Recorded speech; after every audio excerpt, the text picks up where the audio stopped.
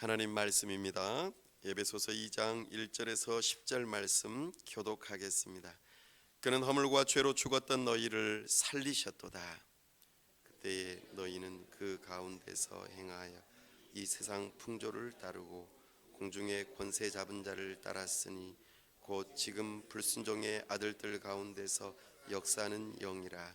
전에는 우리도 다 그 가운데서 우리 육체의 욕심을 따라 지내며 육체와 마음에 원하는 것을 하여 다른 이들과 같이 본질상 진노의 자녀이었더니 긍휼이 풍성하신 하나님이 우리를 사랑하신 그 큰 사랑을 인하여 허물로 죽은 우리를 그리스도와 함께 살리셨고 너희는 은혜로 구원을 받은 것이라. 또 함께 일으키사 그리스도 예수 안에서 함께 하늘에 앉히시니 이는 그리스도 예수 안에서 우리에게 자비하심으로써 그 은혜의 지극히 풍성함을 오는 여러 세대에 나타내려 하심이라. 너희는 그 은혜에 의하여 믿음으로 말미암아 구원을 받았으니 이것은 너희에게서 난 것이 아니요 하나님의 선물이라. 행위에서 난 것이 아니니 이는 누구든지 자랑하지 못하게 함이라. 우리는 그가 만드신 바라 그리스도 예수 안에서 선한 일을 위하여 지으심을 받은 자니 이 일은 하나님이 전에 예비하사 우리로 그 가운데서 행하게 하려 하심이라. 아멘. 다 함께 기도하겠습니다. 하나님 아버지 은혜와 사랑을 감사합니다. 복되고 거룩한 주일 하나님 앞에 나아왔습니다. 성령 하나님, 우리의 눈과 귀를 여셔서 하나님의 영광을 보게 하여 주옵소서. 하나님의 음성 듣게 하여 주옵소서. 우리 하나님을 경외하는 마음으로 참으로 두렵고 떨리며 정말 사랑하는 마음으로 이 시간 주님을 알 수 있도록 은혜 베풀어 주시옵소서. 우리가 하나님을 사랑함으로 하나님의 말씀 앞에 겸손하게 순종하고자 이 시간 결단하는 시간 되게 하여 주시옵소서. 우리를 여기까지 인도하신 주님을 찬송합니다. 우리 가운데 함께 하시고 참으로 참목자 교회를 통하여 하나님의 나라를 이루어갈 수 있도록 은혜 베풀어 주시옵소서. 이 도시를 더 잘 알기를 원합니다. 더 사랑하기를 원합니다. 그리하여 우리 주님의 마음을 품고 한 사람 한 사람을 주님께로 이끄는 데에 쓰임받게 하여 주시옵소서. 함께 하나님의 나라를 이루어갈 수 있도록 우리에게 은혜 베풀어 주시옵소서. 하나님 아버지, 이 나라와 민족을 긍휼히 여기시고 은혜 베풀어 주시옵소서. 세우신 위정자들을 붙들어 주시고 지혜와 명철을 더하시며 하나님을 경외하는 마음으로 법을 세우고 집행하고 잘 다스릴 수 있도록 은혜를 허락하여 주시옵소서. 특별히 추석 명절을 앞두고 많은 사람들이 오고 갈 터인데 우리 하나님께서 오고 가는 발걸음들 지켜 보호하시고 가족 간에 화목케 하시고 복음으로 하나 되는 역사가 있도록 은혜 베풀어 주시옵소서. 특별히 하나님께 부름받아 선교하는 우리 선교사님들 붙들어 주시고 성령으로 충만케 하시고 영육간에 강건케 하시고 우리 가족들을 붙들어 주시고 범사의 사역 위에 우리 하나님께서 복을 내려 주시옵소서. 우리 하나님께서 이 시간 함께 하시고 영광 받으시기를 원하오며 우리 주 예수 그리스도의 이름으로 기도하옵나이다. 아멘.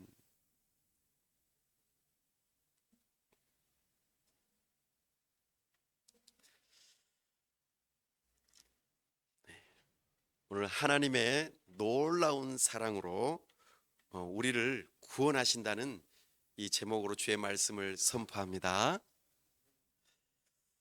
어떤 사람이 길을 가고 있었습니다. 근데 갑자기 사자가 나타났어요. 어떻게 해야 할까요? 얼음일까요? 아니면 도망가야 될까요? 그 사람은 부지런히 도망갔습니다. 근데 너무 정신없이 뛰어가다 보니까 그만 우물에 빠지고 말았어요. 근데 우물이 너무나 깊어가지고 아 하고 떨어지는데 이상하게 거기에 나뭇가지가 있네요. 그래서 탁 붙들고 우물에 더 떨어지는 것이 막아지고 목숨을 일단은 건졌습니다. 사자가 으르렁 대면서 먹이를 놓쳤다고 우물 주변을 와슬렁와슬렁합니다. 이제 살았다라고 생각하고 우물을 내려다보는데 거기에 엄청나게 큰 뱀이 다리를 들고 소리를 내면서 기다리고 있는 거예요. 야, 이제는 위로 올라가도 못하고 밑으로 내려가지도 못하고 이제 큰일 났다. 그러고 있는데 어디서 이상하게 삭삭삭삭 소리가 나는 거예요. 검정색 쥐와 하얀색 쥐가 그 나무를 갉아먹고 있는 거예요. 와, 이제는 더 이상 갈 데가 없는 거예요. 그런데 그 와중에도 그 나뭇가지에 가만 보니까 꿀이 떨어져 있어요. 세상에. 그 떨어진 꿀을 이 사람이 정신 차리고 핥아먹고 있네요. 너무나도 그 진퇴양난에 엄청난 일을 겪고 있습니다. 이 이야기는 제 이야기가 아니고 톨스토이라고 하는 분이 자신의 참회록에서 이렇게 자기 자신의 상태를 표현하고 있었습니다. 만약에 여러분들이시라면 어떠셨을까요? 우리의 인생이 그와 같다고 말합니다. 정말 우리 모두가 다 진퇴양난의 그 삶 속에서 그 어려움 속에서 약간의 꿀로 만족해야 하고 결국에는 망하게 될 그 인생을 그만 까맣게 잊어버리고 살지는 않는지 이 이야기에서 우리가 좀 교훈을 받습니다. 오늘은 허물과 죄로 죽었던 존재가 우리들인데 하나님의 놀라운 은혜로 우리가 구원을 받았다. 이 내용을 우리에게 말씀하고 있습니다. 우리가 하나님의 은혜가 정말로 놀랍다. 이거를 알려면은 정말 우리의 상태가 얼마나 비참했는지를 먼저 알아야만 합니다. 나쁜 소식과 좋은 소식 두 가지가 있다면 우리는 나쁜 소식을 먼저 들어야 합니다. 그래야만 좋은 소식이 진짜 좋은 소식이 되기 때문이죠. 우리가 오늘 본문을 통하여 하나님의 은혜가 그냥 은혜가 아니구나. 정말 놀라운 은혜구나. 이것을 깨달을 수 있기를 바랍니다. 먼저 2장 1절 말씀에 이렇게 말씀하십니다. 함께 읽어볼까요? 그는 허물과 죄로 죽었던 너희를 살리셨도다. 우리가 어떤 존재라고 말합니까? 허물과 죄로 죽었던 자라고 말합니다. 우리는 태어날 때부터 하나님 앞에서 영적으로 죽어 있는 상태였습니다. 하나님을 향하여 전혀 반응을 하지 못하는 정말 영적으로 무감각인 그런 상태에서 우리가 살아있다. 그렇게 말합니다. 어찌 보면 인생을 살아가다가 교회나 절이나 어떤 또 다른 무언가를 통해서 하나님을 배우기도 하고 또 종교적인 활동들을 하셨을지 모르겠습니다. 그러나 진정 살아계시고 역사하시며 우리와 함께 하시는 그 하나님을 인격적으로 만나지 못했다면 우리는 비참한 인생입니다. 어찌 보면 아까 말씀드렸던 그 우물에 빠져서 나무에 매달려 있는데 그 잠깐의 달콤한 꿀로 자기 자신의 그 어려움을 잊어버린 그런 삶을 살아가고 있는 존재일지 모르겠습니다. 본문에서는 허물과 죄로 죽었던 존재들이라고 표현하면서도 두 가지 더 우리가 어떤 존재였는지를 말하고 있습니다. 2절에서 4절 말씀을 함께 한 번 더 읽어볼까요? 그때 너희는 그 가운데에서 행하여 이 세상 풍조를 따르고 공중의 권세 잡은 자를 따랐으니 곧 지금 불순종의 아들들 가운데서 역사하는 영이라.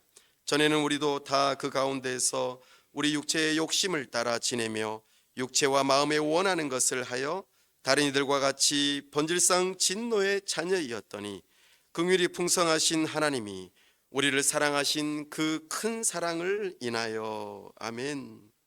두 가지 더 말씀합니다. 하나는 불순종의 아들들이라고 표현합니다. 또 하나는 본질상 진노의 자녀였다라고 표현합니다.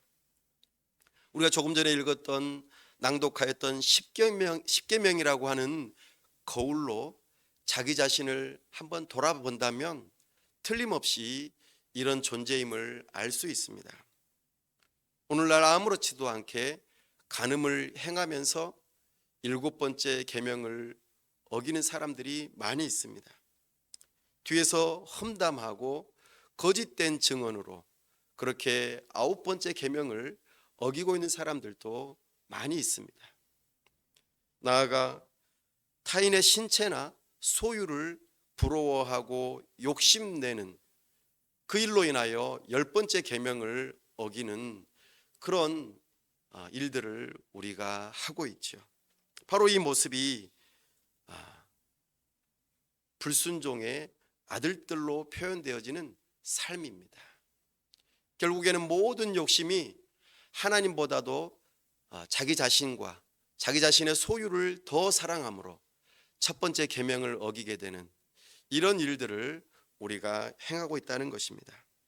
우리는 하나님을 사랑하고 이웃을 사랑하는 존재로 부름받았는데 그렇게 살지 못하는 일들, 불순종의 아들들의 모습을 우리가 살고 있으므로 정말 하나님의 진노의 번개를 맞아야 하는 존재라는 것을 깨닫게 합니다.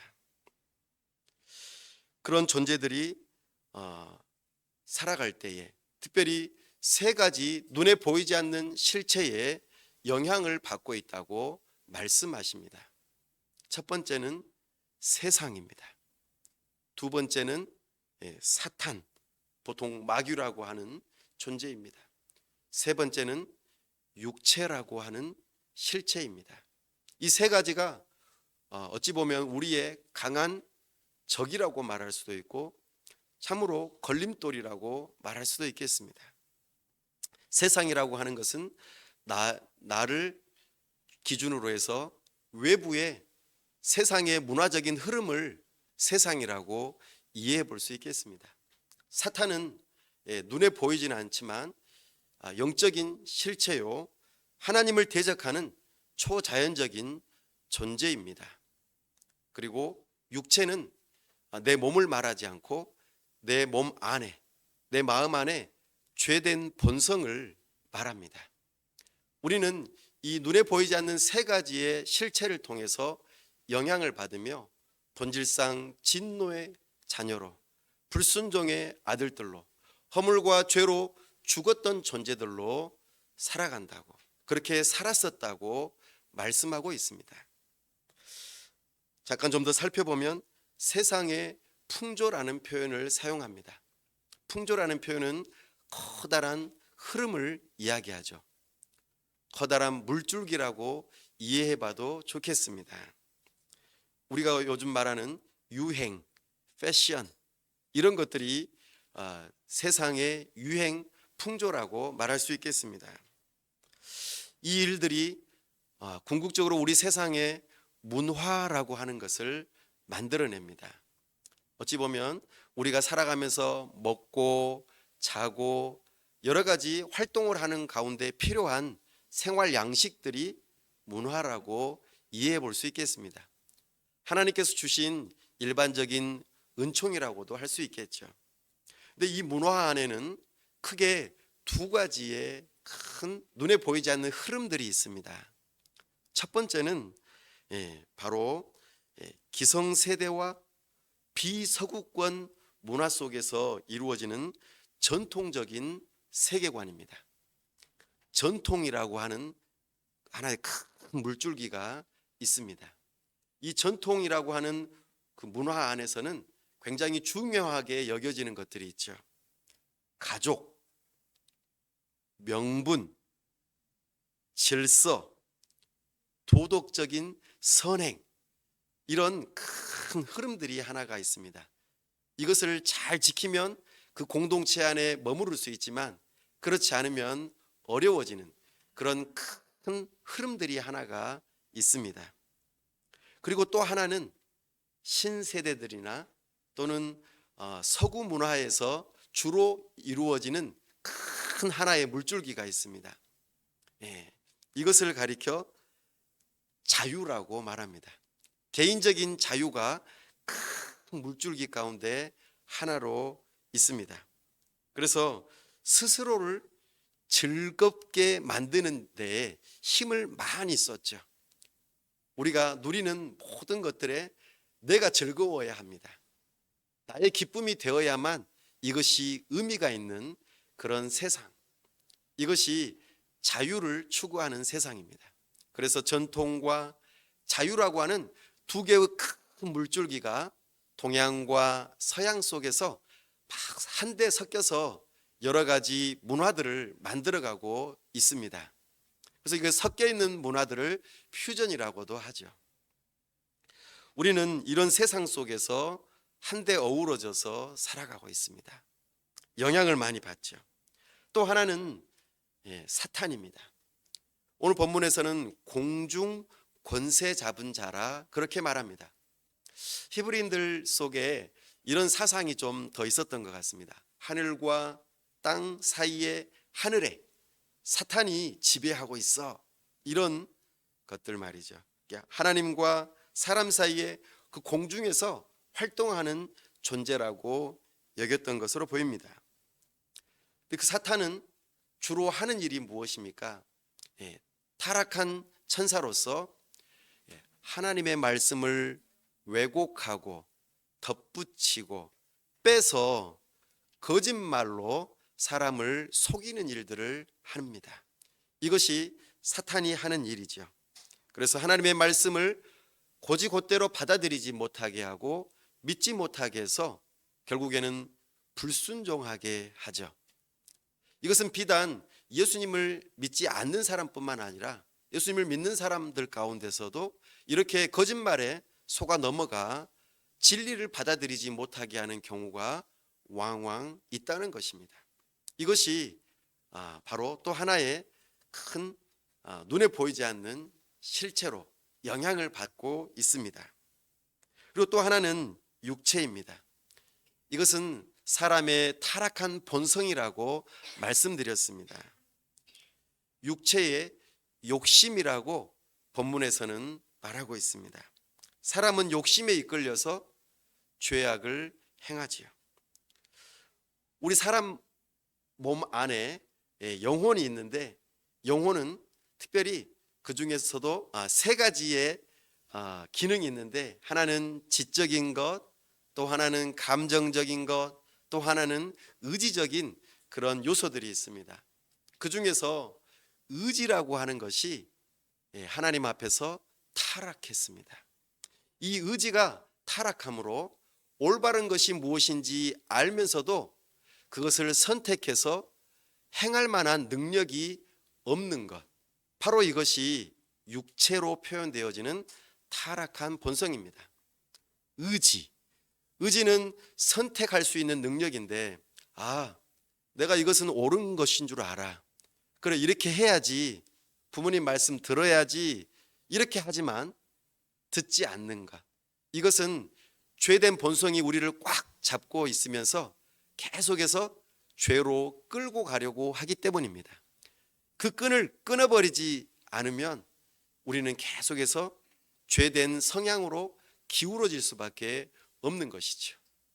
이것이 우리를 꽉 붙들고 있기 때문에 우리가 본질상 진노의 자녀들이요, 불순종의 아들들이요, 허물과 죄로 죽었던 존재들로 하나님을 제대로 알아보지 못하고 하나님께 제대로 반응하지 못한다, 이렇게 말씀하고 있습니다.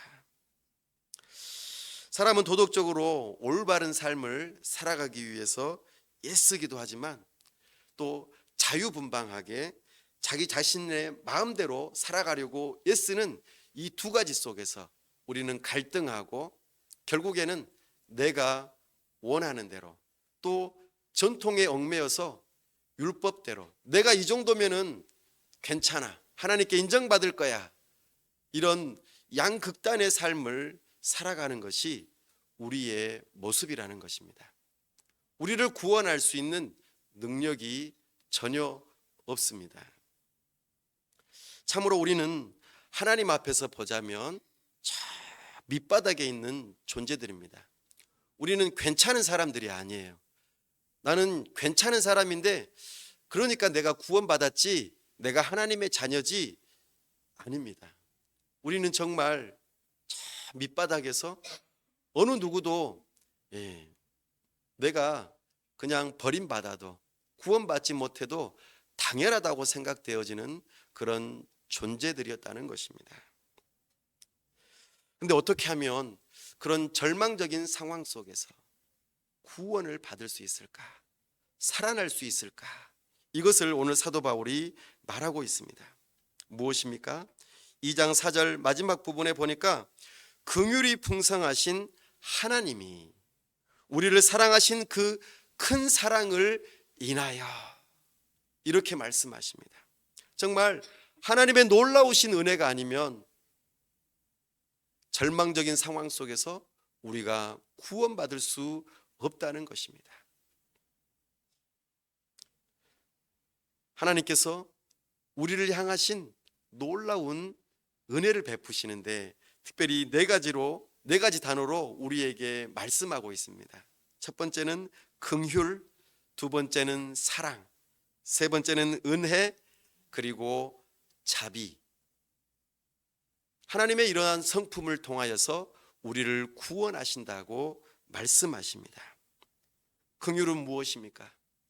그리스도가 우리를 위하여 십자가를 대신 지심으로, 우리를 대신하여 형벌을 받으심으로 우리가 마땅히 받아야 할 그 형벌을 받지 않게 하시는 것, 이것이 하나님의 긍휼입니다. 높은 빌딩에 항상 존재하는 것 한 가지가 있죠. 이렇게 생긴 것입니다. 무엇이죠? 피레침입니다. 피레침의 역할은 무엇입니까?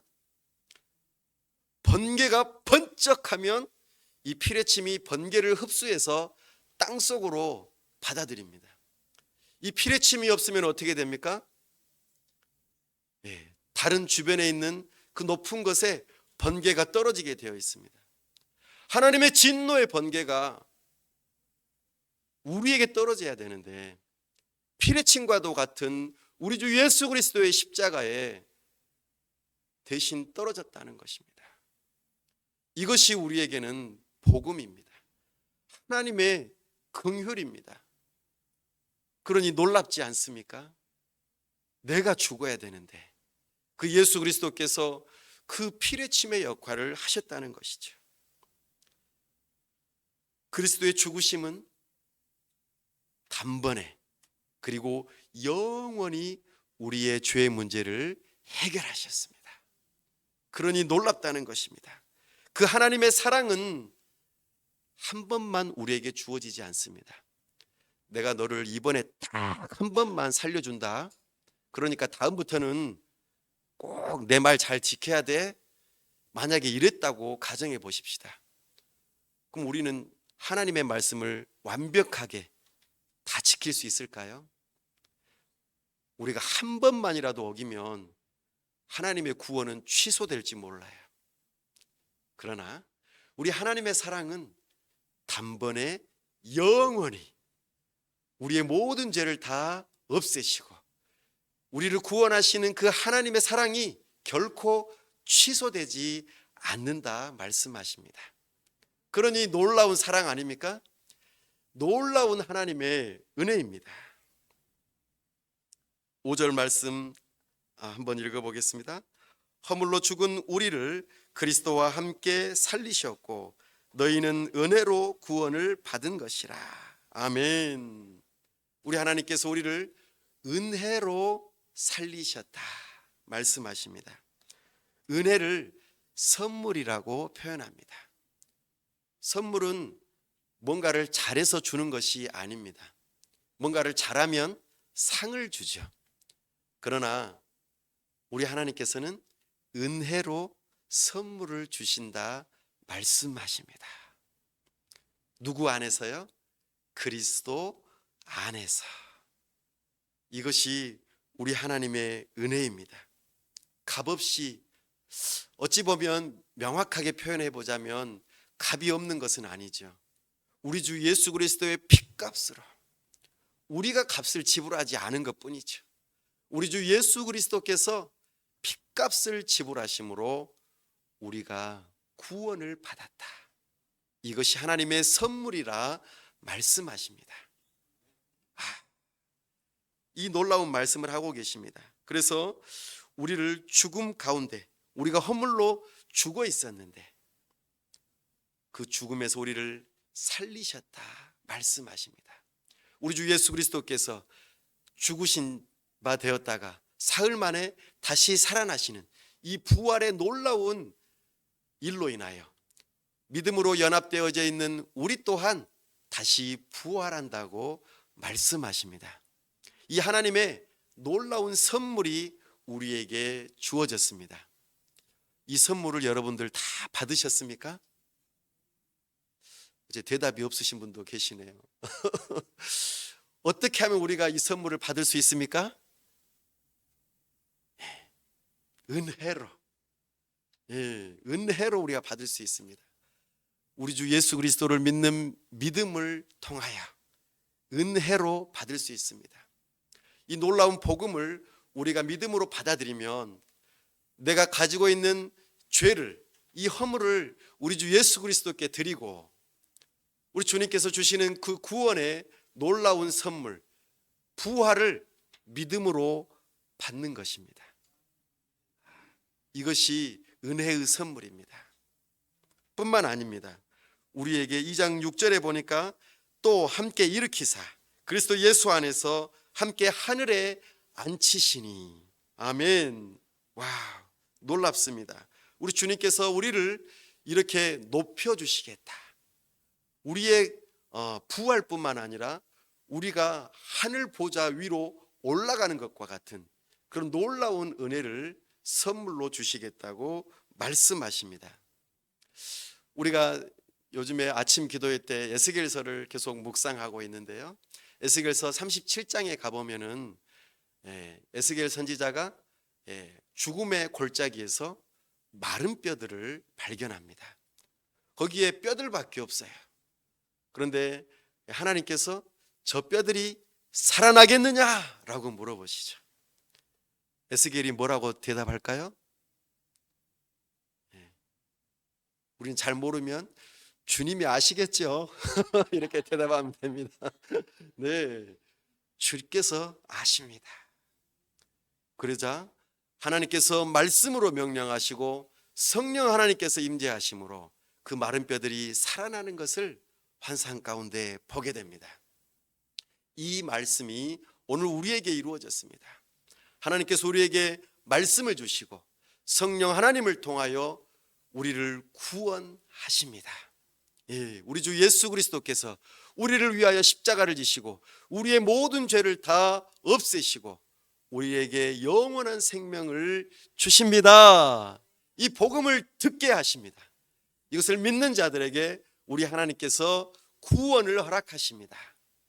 이것이 우리에게 복음입니다. 그러므로 우리는 부활과 영원한 생명, 참으로 하나님의 자녀가 되는 놀라운 권세, 이 모든 선물들을 우리가 은혜로 받아 누린다는 것입니다. 이것을 알아가면 알아갈수록 우리는 누릴 수 있습니다. 아, 이 선물이 너무나도 놀랍고 즐겁구나. 내가 하나님의 자녀가 된다고요? 하나님은 나의 아빠, 아버지가 되시니 우리는 하나님의 약속의 말씀을 붙들고 예수님의 이름으로 성령의 능력을 의지하여 기도할 수 있습니다. 하나님의 마음에 합한 기도가 우리에게 응답되어진다 약속하십니다. 이 모든 것이 우리에게 주어지는 선물입니다. 죽음의 권세를 이기신 주님께서 우리 또한 이길 수 있다고 말씀하십니다. 항저우 아시안 게임이 시작되었습니다. 우리를 대표하는 선수들이 그곳에 가서 승리를 한다면 우리 또한 승리를 경험하는 것과 같은 것입니다. 우리 예수님께서 우리의 대장이 되시고 우리의 대표가 되셔서 승리를 우리에게 보장하십니다. 그러니 우리 또한 하늘 보좌 우편에 앉는 것과 같다 말씀하십니다. 하나님 보좌 우편에 앉아 계신다는 것은 의자에 그냥 앉아 있다는 뜻이 아닙니다. 권세를 가지고 왕으로서 다스리신다는 뜻이죠. 우리 또한 그러한 존재로 부르셨습니다. 왕 같은 제사장으로 우리를 부르셨습니다. 온 세상을 다스리고 또한 우리가 예수님에게로 다른 사람들을 이끄는 데에 우리를 부르셨다 말씀하십니다. 이 모든 것들이 오직 은혜로 주어진다 말씀하십니다. 사랑하는 여러분, 오늘 우리는 이 은혜를 믿음으로 받을 수 있기를 바랍니다. 이 은혜는 결코 저항할 수 없습니다. 하나님께서 은혜를 주시고자 하는 자들에게는 반드시 은혜를 주십니다. 거부할 수 없습니다. 우리 하나님께서는 우리를 구원하시되 끝까지 책임지십니다. 혹여라도 중간에 조금 쉴 수도 있어요. 믿음이 좀 약해져서 어려움이 찾아와서 쉴 수도 있습니다. 그러나 우리 하나님께서는 우리를 사랑스러운 음성으로 부르시고 주께로 인도하십니다. 그러므로 우리는 함께 믿음으로 굳세게 우리를 도우시고 또 우리를 붙드시고 성령 하나님께서 우리에게 능력을 주시니 이 모든 것을 감당할 수 있을 줄로 믿습니다. 우리를 이렇게 구원하셔서 우리에게 놀라운 은혜를 선물로 주셨는데 왜 그랬을까요? 7절과 10절에서 그 이유를 말하고 있습니다. 7절 말씀을 먼저 읽어보겠습니다. 이는 그리스도 예수 안에서 우리에게 자비하심으로써 그 은혜의 지극히 풍성함을 오는 여러 세대에 나타내려 하심이라. 아멘. 여러 세대에 나타내려 하심이라. 하나님께서 우리를 그렇게 부르고 계십니다. 내가 받은 그 하나님의 긍휼과 자비와 사랑과 은혜, 이것을 다른 사람들에게, 나의 가정들에게, 또 친지들에게, 또 우리의 이웃들에게 이것을 나타내라고 우리를 부르고 계십니다. 이것이 우리를 부르신 부름의 소망입니다. 이번에 또 추석에 우리 가족들, 친지들을 만나실 때에 이와 같은 일들이 일어날 수 있기를 바랍니다. 나아가 2장 10절에 우리는 그가 만드신 바라 그리스도 예수 안에서 선한 일을 위하여 지으심을 받은 자니 이 일은 하나님이 전에 예비하사 우리로 그 가운데서 행하게 하려 하심이니라. 아멘. 착한 일 하라고 우리를 부르셨습니다. 사실 착한 일은 구원을 받는 일이고 또한 하나님의 말씀에 순종하는 일일 것입니다. 우리 주님께서 우리를 착한 일로 부르셨습니다. 내가 오늘 하고 있는 착한 일들을 지속적으로 하시기 바랍니다. 또한 구원에 이르는 그 일을 지속적으로 삶을 살아가실 수 있기를 바랍니다. 그리고 그 말씀 안에 거하시면서 말씀 안에 거하시면서 떠나가지 마시고 나를 사랑하신다는 그 말씀 안에, 나에게 은혜를 베푸신다는 그 말씀 안에 거하시면서 떠나지 마시고 그 안에서 행하실 수 있기를 바랍니다. 이것이 우리를 부르시고 은혜를 베푸시는 놀라운 목적입니다. 이 은혜가 저와 우리 모두에게 있기를 간절히 바랍니다. 우리 시간 함께 기도하기를 원합니다. 앞서 말씀드렸던 것과 같이 사자의 쫓김에, 뱀의 또아리에, 생쥐들의 갉아먹음에 참으로 위기 가운데 있으며 절망 가운데 있는 우리의 현실인데, 우리는 그저 인생의 작은 그 꿀 한 모금을 먹고 만족해하고 그렇게 살아가는 비참한 인생인데, 거기에서 돌이켜 예수 그리스도를 믿는 믿음을 갖기를 원하시는 분이 있다면 제가 한번 믿어보고 싶습니다. 그 절망적인 상황에서 벗어나고 싶습니다. 이렇게 기도할 수 있기를 바랍니다. 이미 예수님을 믿고 그렇게 살아가시는 분들이 있다면 그 예수님을 믿는 믿음이 참으로 내가 뭔가를 잘해서가 아니라 하나님의 전적인 은혜요, 자비하심이요, 긍휼하심이요, 사랑 까닭임을 기억하며 나에게 주신 그 놀라운 은혜의 선물을 붙들고 믿음으로 끝까지 견고하게 살아갈 수 있게 하여 주옵소서. 낙심하였던 마음이 새로워져서 다시금 주님을 믿는 믿음으로 굳건하게 설 수 있게 해달라고 기도합시다. 또한 그 믿음으로 살아가는 분들이 계시다면 이제 나에게 주신 그 놀라우신 사랑을 내 자신뿐만 아니라 다른 사람들에게도 전하고 또한 이웃들에게 전하고 참으로 그 구원의 복음을 전도하는 그 삶을 살아갈 수 있도록 주님을 사랑하는 마음으로 충만하여 전도의 삶을 살아갈 수 있게 해달라고 이 시간 다 같이 함께 기도하겠습니다. 아버지 하나님, 이 시간 우리가 주님의 말씀을 듣습니다. 오 주님, 우리가 주님의 말씀으로 우리 자신이 어떠한 존재였는지 깨닫게 하시니 감사합니다. 허물과 죄로 죽었던 자들이요, 불순종의 아들들로 참으로 우리가 더 이상 소망이 없었던 존재들로 주여 우리가 그렇게 살았던 존재들입니다. 참으로 우리가 절망의 그 위기 가운데 겨우 우리에게 주어진 꿀 한 송이로 그렇게 만족해하며 잠시 그 절망적인 상황을 잊어보려고 하였던 그런 존재들이었습니다.